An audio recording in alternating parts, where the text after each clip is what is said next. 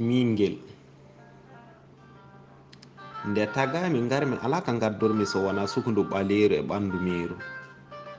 hande miijo durno hakkille joofo ɓernde bette wiyan hattani ko majjere ay mawno kinare ɓami sikkirondi halkare duumi wayyo mingel. geno jaɓantaki iblis salantaki rafi nangimmi nde ɗiftumi ala ko waccimi made diftimi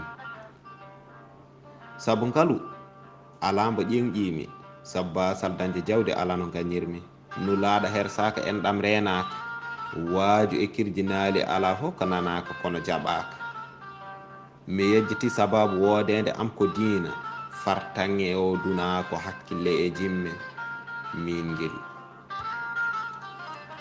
nde gandumi fof ko gonga taw feere alana kam e o ñalawma mbo kalananomi hoore kam jiilmi nawdumi hen ko caɓɓitali e ufnali ko alda e jabde wayyo mingel.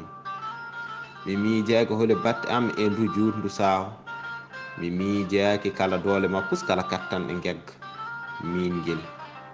nde foofango eggi guite kaggi dow Asraila e becco yaɓɓi fittandu o gakki o ɗofri ko fittino ko alda e jurum sabu caliɗo haala gena jogantaki hurum mingel.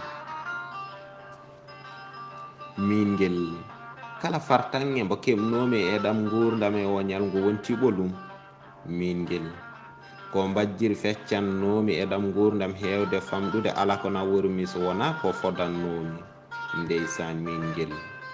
ɗo yahaɗa arta fo ko ɗo patumi e nde yolde komi goto mi ala jaadiɗo mi